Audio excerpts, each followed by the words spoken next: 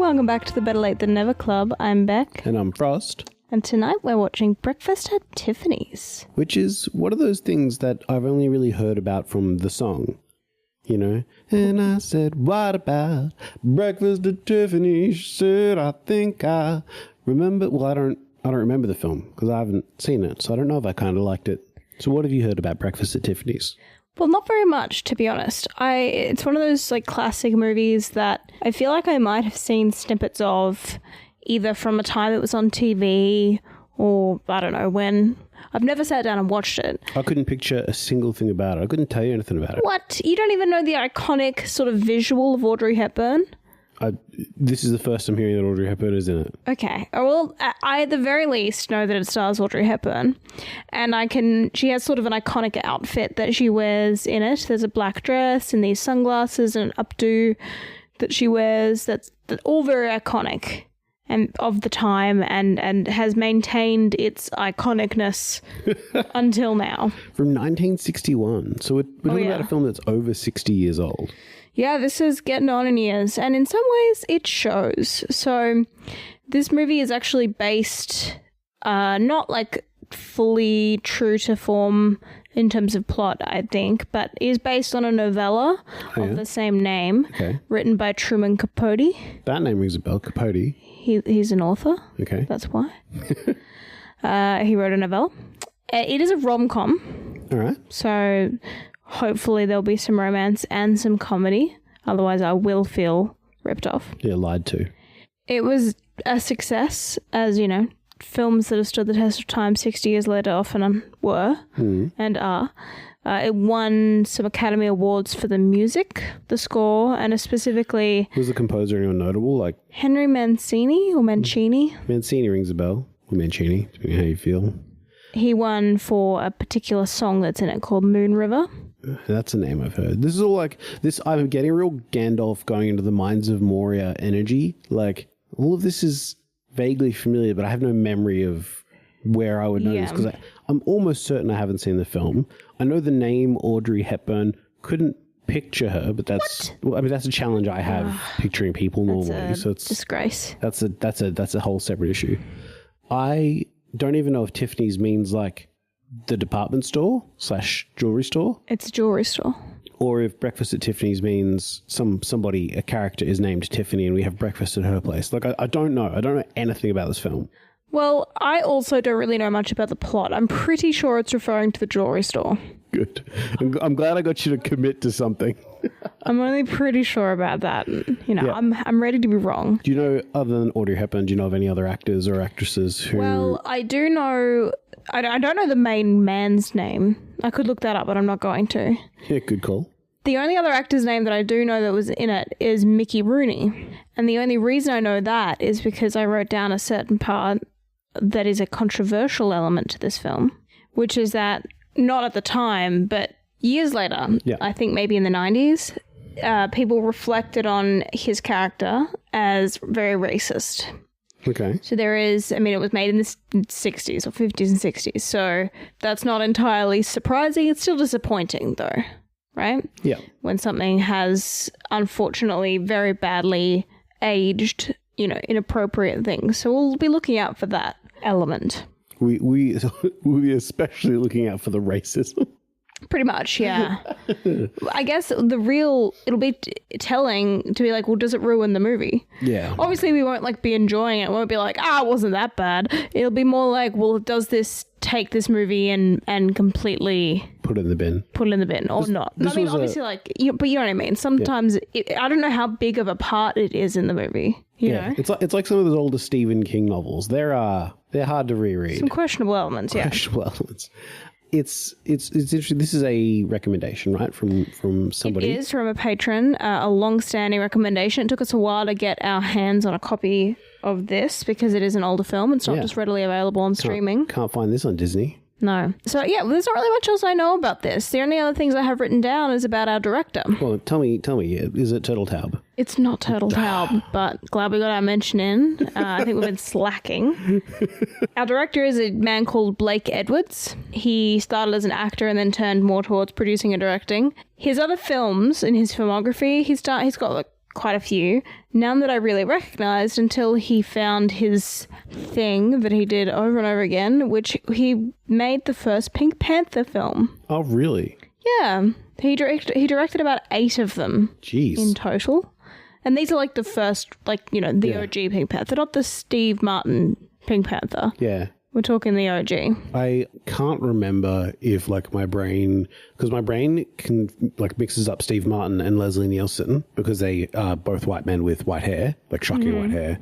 And so because Steve Martin was the Pink Panther and Leslie was the Naked Gun, I always think that Leslie Nielsen as the Naked Gun was the OG Pink Panther, and I don't think that's true.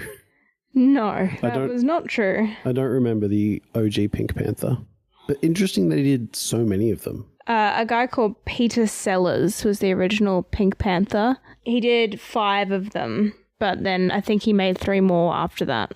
So, aside from the Pink Panthers and Breakfast at Tiffany's, I mean, we're just looking at a slew of films by this director that I just haven't seen, because I don't think I've seen the original Pink Panthers. No, neither have I. But they do speak to the fact that he has comedy chops, because those are comedy films, and he made 8 of them, all the way through to the 90s. Starting in the 60s, ending in the 90s. So he made Pink Panther films for 3 decades. Yeah. But he made a bunch of other films too. I'm not saying that's all he did, but I don't know really recognize any of the names. The only other one I recognize, and this is purely just in name, is something called Victor Victoria. It's like Victor/Victoria. Yeah. And I know that movie because of who it stars, which is Julie Andrews. Speaking of Julie Andrews, our director, Blake Edwards, was married to her for 40 years. There you go. So I immediately have respect for him. Yeah, because Julie Andrews is the MVP. Yeah. Because he was married to my fave. Now, they were married until his death in like 2010 or something. So he's not even like a bad guy. Cheating, who broke philanderer that left her for a young woman. No, he died. Yeah.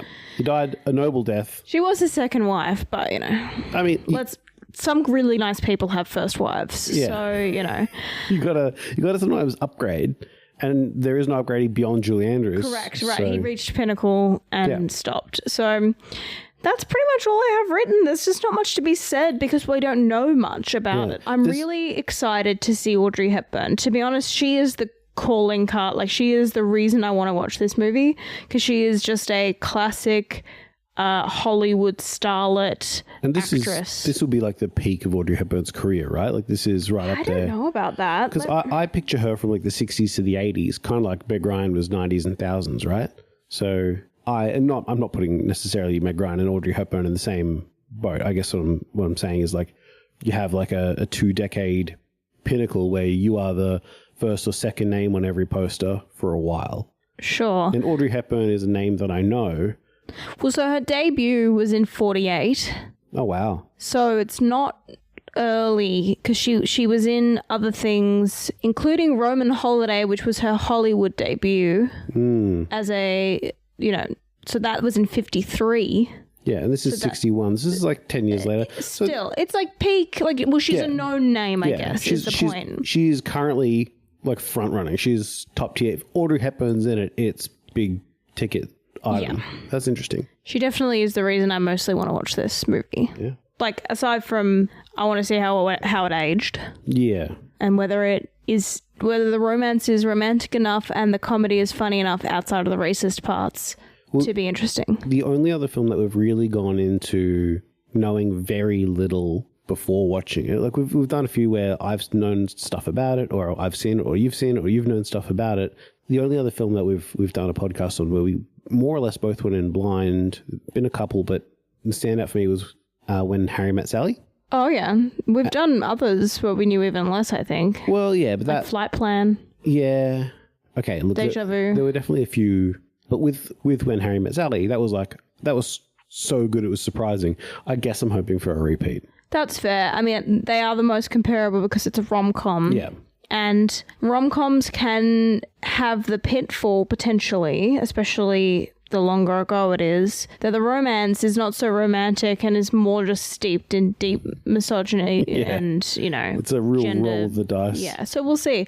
I'm hoping that it's actually still a good enough movie to warrant a watch so many years later. But only time can tell. So shout out to Papa Jen's for the recommendation, and let's dive into Breakfast at Tiffany's. First, we meet Holly golightly, avoiding her date and heading home to her apartment. Soon after, while preparing to head back out and visit her mobster friend in prison, she meets her new neighbor Paul, who she calls Fred since he looks like her brother. Paul is a writer, but having not published in 5 years, is a kept man by a wealthy married woman he calls 2E. Holly and Paul become friends, and Paul discovers more and more about Holly's life and background. After confronting a strange man outside their building one day, Paul finds out he is Holly's husband, and that her name used to be Lula May. With Paul's help, Holly convinces her ex to leave her in the city, where she plans to earn enough money to sustain herself and her brother, who is in the army. With finance in mind, Holly's determined to marry rich. With her sights set on wealthy Brazilian Jose, her plan is set, when suddenly she discovers her brother has been killed. Months later, Holly prepares to leave for Brazil and marry Jose. But alas, her connection to the mob catches up to her, and the scandal ends her chances at marrying him. Distraught, Holly rebuts Paul's attempts to woo her, insistent on leaving for Brazil either way. Ultimately, the two embrace in the rain, with Holly finally accepting the love and life that Paul is offering.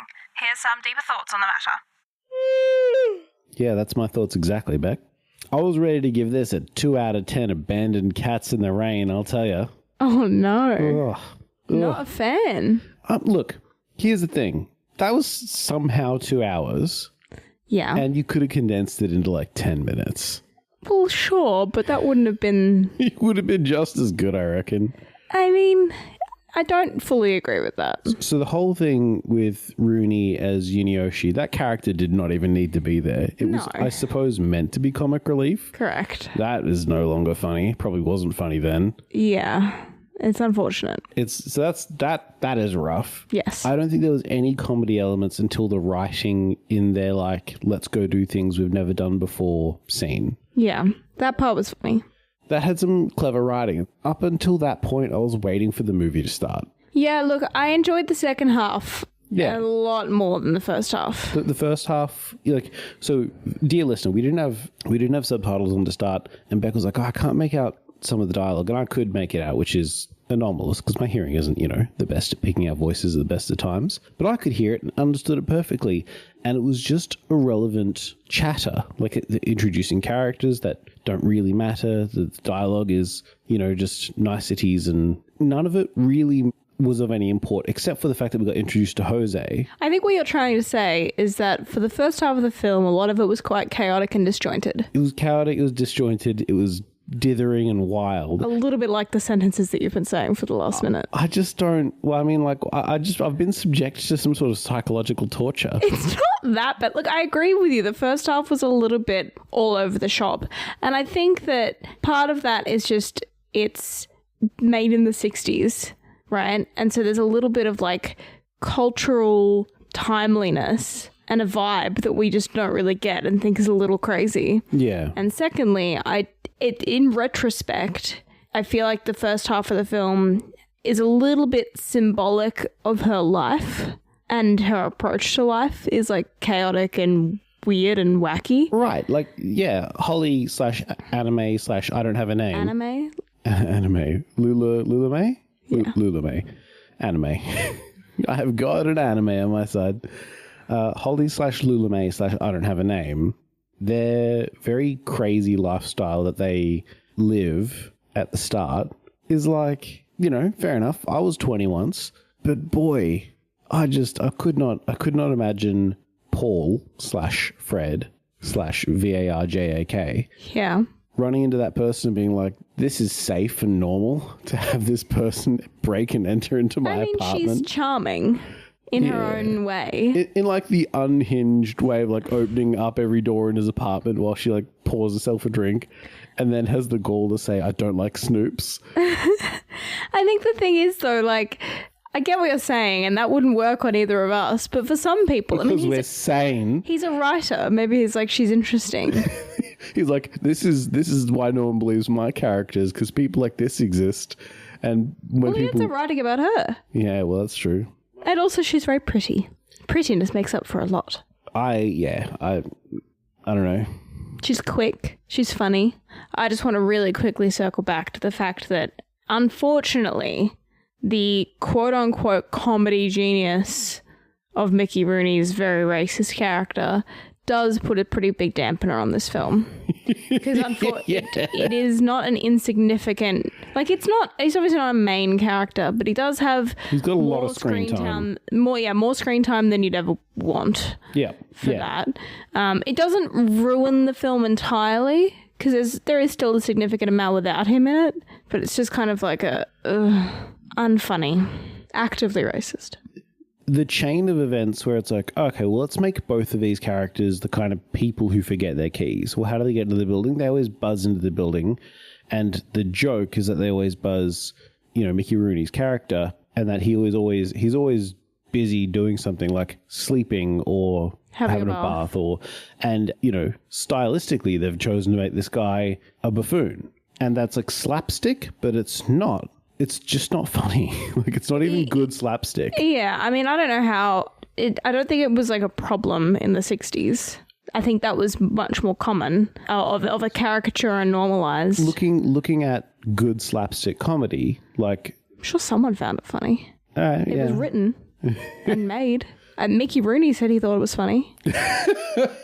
And the writers. So it's just unfortunate. I've told jokes that I think are funny and no one laughs, and that's on me. That's not on everyone else. No, I know. I guess what I'm saying is it's objectively not funny now, and wasn't in the sense that the racial aspect was not funny. I wonder if that had been taken out, if it had just been like a normal landlord character without racist overtones. I was going to say undertones, but they're not under anything. All tones. They're just the tones. Just the racism.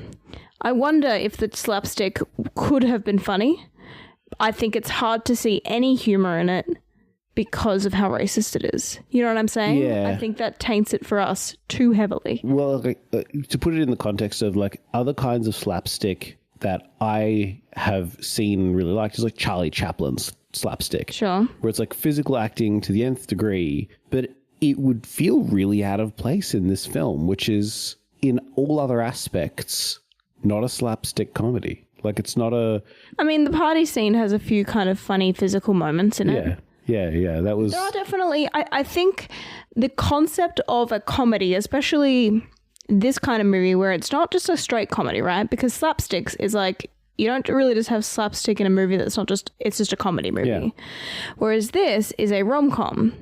And even has other kind of like almost like a dramatic aspect to it at times.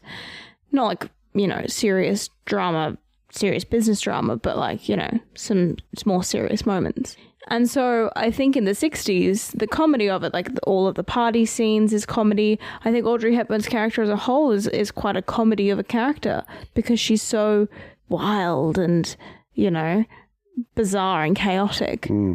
Now, it's not what we would consider comedy necessarily. She's just kind of a bit funny, but it's not. I think there is a bit of a timeliness to the comedy of this film. It definitely doesn't land for me. The parts that were funny were the dialogue parts where it's like the tone of the film for a lot of it is quite serious. There's this girl, she's trying to make a living, and the way she's trying to make a living is like as a playgirl, essentially, getting dates, getting men to pay for things, collecting money. She's on like the mafia payroll and she's a bit coy about it. She knows it, but she won't admit that she knows it, kind of thing. And then that's like, there's a fairly serious, driving storyline here, and her having this dialogue in Tiffany's with the store clerk, and they're all having this very serious conversation about getting, a free plastic or alloy ring from a Cracker Jack box engraved at Tiffany's for less than $10. That whole dialogue is absolute comic genius because it's this very serious film and they're in a very serious place discussing a very serious thing, but with a very cheap toy, essentially. The situation there is ridiculous. That, to me, was really where this film nailed it. Mm-hmm. And the rest of the comedy felt like they were trying to make it funny for a situation that was trying to be serious and was the wrong kind of comedy. Do you know what I mean? Like, it wasn't... I don't really know what you mean, no. That was a very long run-on sentence, and I'm not sure I kind of understood where you're going with it, because I thought other parts of it were funny too, like when they're, she's trying to shoplift with him, and like, it's not like sitting here laughing ha-ha, but it's the, they're kind of... That's what I mean. So from that whole day where they do those things, and that is like that's funny because it's these two grown adults who have jobs in life and they're effectively being kids screwing about doing things we've never done before. Right, but there's other parts that are also funny, like the bit near the beginning, sort of near the beginning with the party where like she lights that woman's hat on fire, but then it gets put out by a spilt drink essentially, and then he's crawling around answering her phone from the suitcase. Like it's silly. Yeah. Well, so that's it. It's not funny, it's silly. And it's kind of funny because it's silly, but the rest of the film's kind of serious and it just doesn't land. Like all of the silliness is kind of like, oh, that's a really weird choice. This is so strange. It's a strange film. Why is this in a lot of ways? Yeah, it's very strange. It's a very strange film. You're having a really strong reaction to it. I don't know how to interact with you about it. I'm surprised that this is such a loved film. It's so weird. Probably the first half hour of the film where I had no idea where this was going, because we didn't know for sure it was a rom-com. Yes, we did. Well, I mean, like you did, because you'd looked it up. And you're like, that's probably a romantic comedy. But maybe you were tricking me, because the first half hour of the film, there was just such a, pin the tail on the donkey, where is this film going to go from here kind of energy. I really don't know how I truly feel about what I watched. I didn't enjoy all of it. I didn't enjoy most of it. I hated the ending. Why did you hate the ending? She kicks the cat out of the taxi. She doesn't physically kick it. She pushes it out. Cat doesn't want to go. You see that cat's raining outside. Cat's nice and warm in a taxi. She pushes out in the rain. Audrey Hepburn, you devil. It wasn't a good film. Well, I disagree. Tell me what you enjoyed about the film, and maybe that'll remind me about some good parts. Okay, well, I like Audrey Hepburn as an actress. Okay. I think she is a good actress. I enjoy watching her. This was the first time I've seen her in anything, I think. And I don't think was maybe a spectacular showcase of her acting, because she was playing a character who was like upset and drunk when she wasn't being silly. I think you are trivializing that character. It's actually quite a complicated character, because if you think about the storyline of that character, she has really an unknown and perhaps quite unfortunate childhood growing up with her, who we know to be perhaps disabled brother, and at 14 and maybe younger, who knows how old her brother is, they get rescued by a local farmer. Quote unquote rescued, listener. Well, I mean, yes, I think it's complicated because she clearly does appreciate and love this guy, but he also married a 14-year-old, which in the 60s, perhaps less egregious and illegal than it is now. But and he probably did look after her, and it sounds like he fed her. And, obviously I'm not saying he's perfect. The bar is low. The bar is low, right? Right. And then she runs away and is making a life for herself and trying to escape perhaps quite a traumatic past, and she's trying to make money to look after her brother. Right. And these are all very serious. Like, that's what I'm saying. Like, this film should have been a serious film. No, but the point is that she doesn't want her life to be this serious thing. And so that's why she kind of lives in this chaotic kind of all over the shop place, and all of that is wrapped up in quite a complicated way that she plays this character. And I feel like you're trivializing it by saying she plays this drunk and silly person all the time, which is not that's like one half of a coin.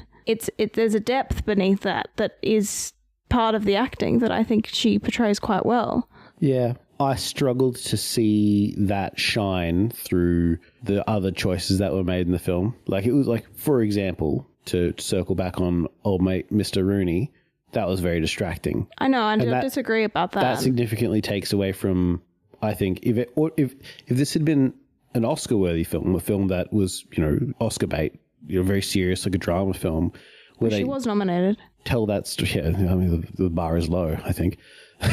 I just feel like they didn't really tell that story. Like, I intellectually heard the dialogue that set up that she has that story, but what was there that I disagree really set that up for her to explore that?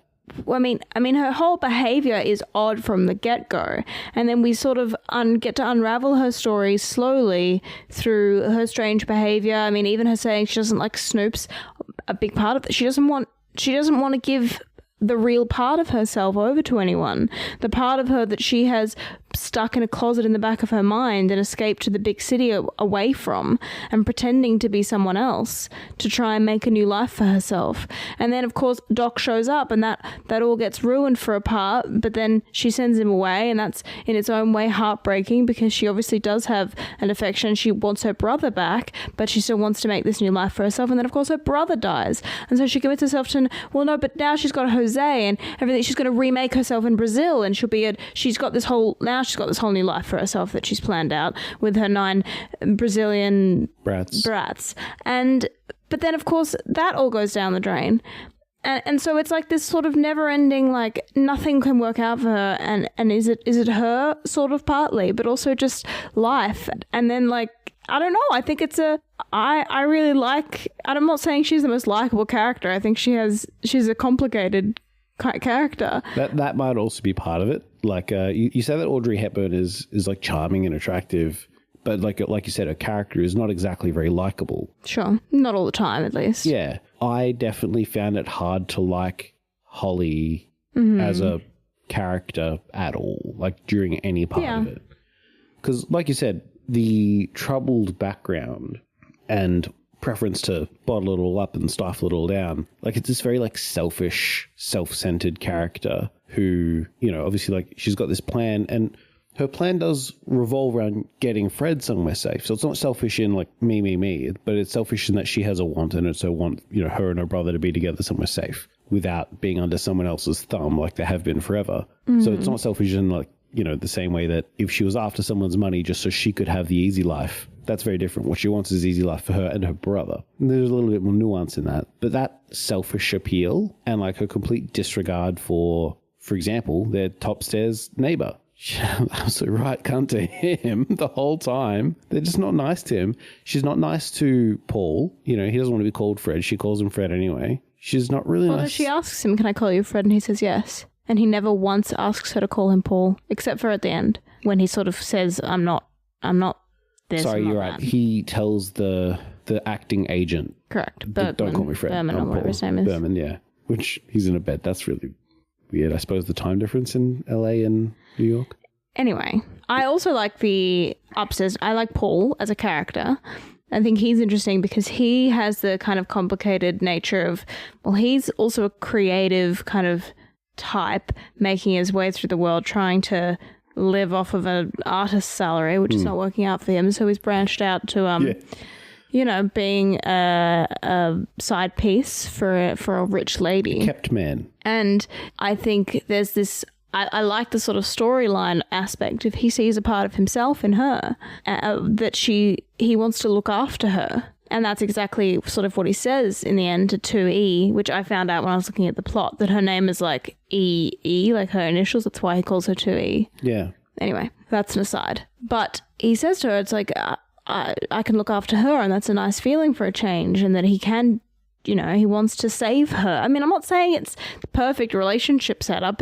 There's some toxicity there, and obviously there's some very 60s way of speaking, the way he says, you do belong to me. But in a way, I think he does, there is probably, well, definitely some misogyny in that statement, but the way he means it is more like it's like a soulmates belonging to each other, not a legal belonging to each other. I think not in the same way that those rats that she was inviting were trying to buy her, or that Doc maybe thought he belonged to her. Yeah. Those kind of ways. So I think that's a really interesting relationship. The way I think he's just kind of enraptured by the, you know, there's a bit of an idea of her, but then he really sort of sees her at her worst and knows all of her backstory now through Doc. Well, you know, a lot of her backstory. Yeah, Doc was a real engine for plot. That's what they call him, Doc the Plot. Doc the Plot engine. I was really worried. Like, he wasn't as bad of a character. Obviously, like, there's still something really gross about an old man marrying a 14-year-old, but he let her go and seemed to really care about her. The bar is low. Yeah, remember this movie's made in 1961. Yeah. We can't apply 2024... you know, retrospect to it. Yeah, like obviously there's gross and there's gross. Like the racism is still racism. The marrying a 14-year-old is still gross, but it's the context of those things matters a little bit. Yeah. And one of those things impacted the film a lot worse than the other. Yeah, well, Doc as a character was like, it gave us a lot of the Context. Lula May backstory. Yeah. And then she changes her name to Holly, and this is now part of that like escapism. It's still hard for me to find Holly as a likable character at all. Like any of the things that might have come off as charm maybe have been lost in the context of the last 60 years. I mean, I disagree. I thought she was charming and fun. She puts on a great party. Yeah, look, that party was definitely off the chain. It's a good party when the police called and the hostess has left and indicates to the police to go upstairs. That's, those are the kinds of parties you only have a couple of times in your life. I don't know. I guess you just don't vibe with that character at all. I'm not saying I think she's some kind of perfect likable character. I agree that she has very dislikable moments, but that makes her interesting, not the film bad. Sure, yeah. I mean, sorry, I guess where I was going with this is like, if this is Audrey Hepburn at like peak Audrey Hepburn, if this is like, if you've got to see an Audrey Hepburn film, this is the one you've got to see. What are the rest of them like? Or how unhinged do they get?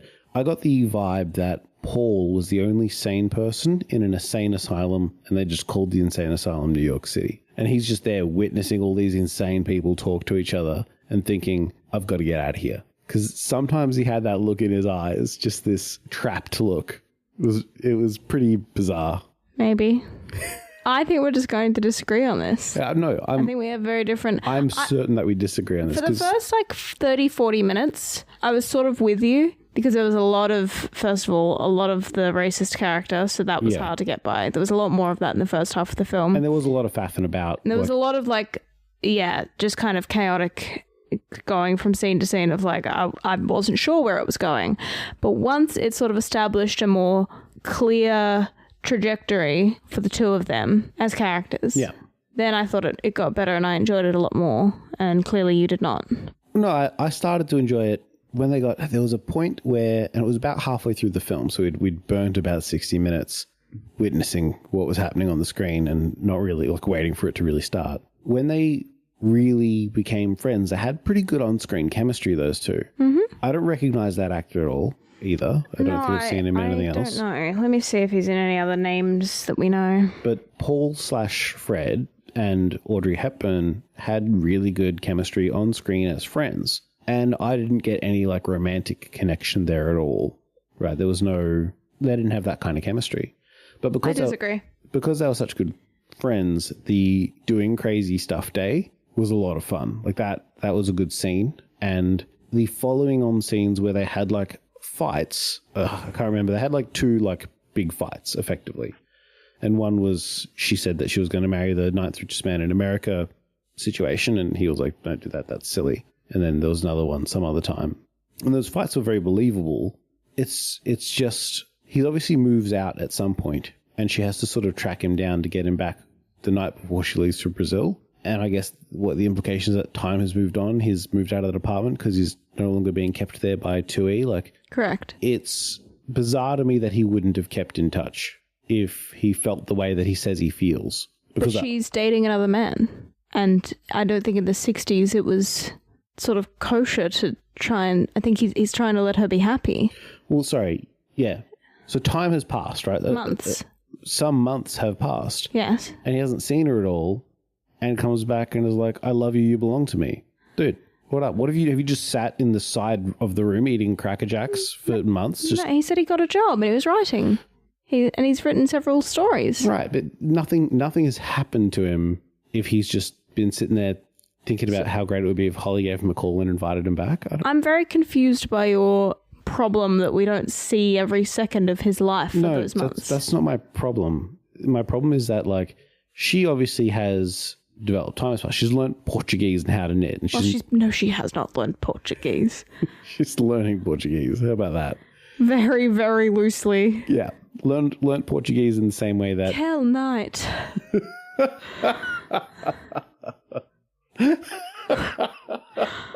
I truly just don't think we're going to agree on this film. Yeah, I think that's fine. But I also think perhaps you just have a problem with older films. I think it'd be interesting to watch other older films and see if you have a similar issue with them. I mean, that depends if they're just unhinged nonsense for 60 minutes and then... It's okay. I think we should rate this film before we get too far ahead of ourselves. Yeah, well, I mean, like there's not much else to say about this film, is there? I thought it was great. Yeah? I thought it was very unique, and I wish that the racism wasn't in it, because that does... I feel like I have two scores. One with the racism and one without. You know what I mean? Yeah. Because I can't fully put that aside in my rating of the film. Because they gave so much screen time to it. Yeah. And it added absolutely nothing. Right. So would you like to go first? Yeah. Or would you like me to go first? So will we kick this off? I was furious because we just rolled credits after Audrey Hepburn had kicked the cat out of taxi. And I was rescued upset. the cat.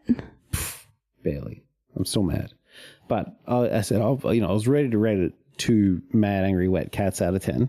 I did, on reflection, enjoy some parts of this film. And if it had been, the difference between like 30 minutes where if they'd cut Rooney out of it and buzzed themselves into the apartment, that doesn't need to have anything to do with anything at all ever, then we'd probably be looking at a 5 forgotten keys out of 10. You stole my thing. I was going to say 26 cut keys. But never mind, I'll have to think of something else. So you're saying without racism, it's still just a 5 out of 10? Without racism, it's still a 5 out of 10. What about with racism? I wouldn't have watched it. I wouldn't have rated it. I would have... Unwatchable out of 10. To be fair, 30 minutes... If we weren't doing this for the podcast, I probably would have asked, can we watch something else? This is not fun, interesting. I wouldn't watch this film. I would have...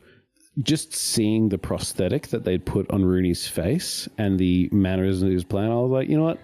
I could watch literally anything else and probably enjoy it more. The second half of the film redeemed it a bit, and if we cut Rooney out of it, A, we'd save like 15 minutes, and B, it would be a better film. So that's where it gets its 5. But yeah, I would have turned this off. I wouldn't recommend this film. Actively, I would recommend against this film. My goodness. Yeah. So dramatic. Well, no, I mean, it's fair. If somebody said, you watch Breakfast at Tiffany's, how do you feel about it? I was like, well, not great. Wouldn't recommend it. Don't watch it. I give it 7 black alligator shoes out of 10. Presuming they cut 15 minutes of Rooney out of it. Yes, that is a without racism score. With racism, I would say watch with caution. And unfortunately, it does get a very low score of probably like a 2 or maybe a 3. But you'd still be like, no, watch it. Just close your eyes for a bit. Well, I don't know. Maybe someone can make an edit where they take those bits out and somehow string it together. So this film is based on a novella, right? You said that at the start, and they printed up there on big credits. Truman Capote. Yeah, that's it, Capote. I wonder if there is a different version of this film where they remake it with a more modern lens. Because I could definitely see how you could take the story of Holly's character and the New York lifestyle, like apartment, like new guy moves in upstairs, and they have this sort of on again, off again friendship that becomes a relationship, becomes a romance, but then he moves away after she's like, no, I'm going after this rich Brazilian dude. You're saying that Breakfast at Tiffany's is begging for a modern remake? I'm saying that Breakfast at Tiffany's could benefit from it. I don't know how to feel, dear listener, about the deep divide between Frost and I's feelings of this movie. In fact, I feel like my own review has been hampered largely by his incessant need to call it nonsense. It had a lot of similar energy too.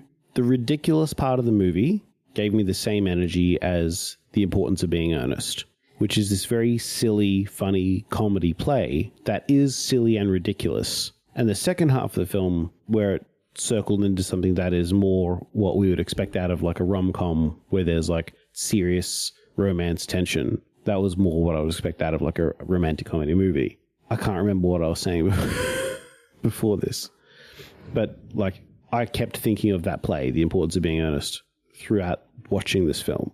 I can't comment on that because I haven't seen the play. Also, when I was saying that Breakfast at Tiffany's benefit from a remake, I think what I mean is not to, reboot Breakfast at Tiffany's, not to make a number 2 as if there had been a number 1. If it was made today in a modern lens and they cut The Importance of Being Earnest elements from it and made it like a more like serious rom-com, I think it would be a better film. Okay, see, this is where we disagree. I don't think making it super serious benefits the storytelling.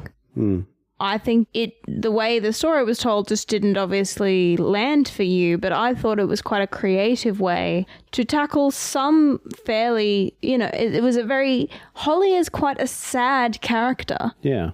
But the comedy of it, she is also a very silly character. And so the marriage of those two things make it a very interesting storytelling and an interesting character to witness. I mean, what is it Paul writes about her? There's a girl downstairs.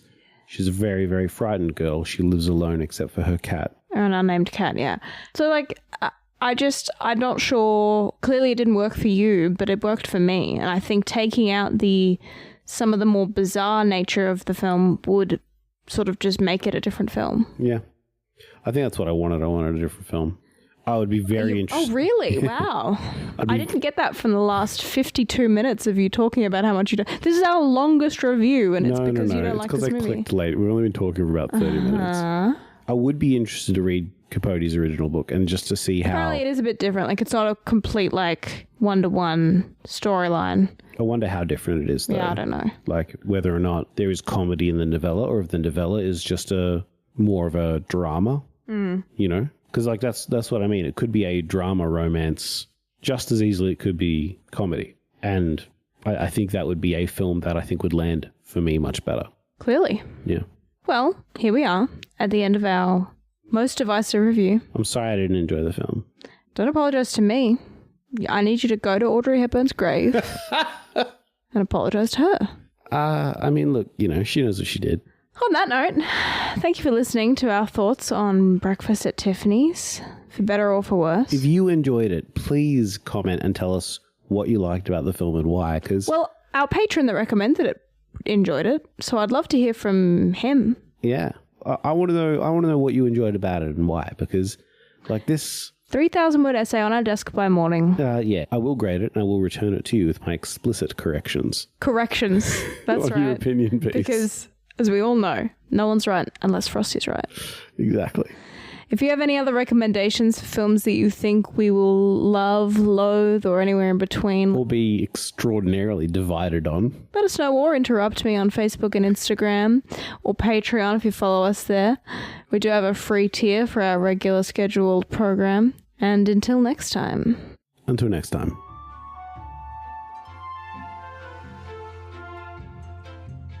This episode of the Better Late Than Never Club is brought to you by our patrons: Alex, Christopher, Lindy, Matthew, Nathan, and Rachel. And also our members: Aimless, Andrew, Raina, Salty Pond, and Simon. Thank you for listening.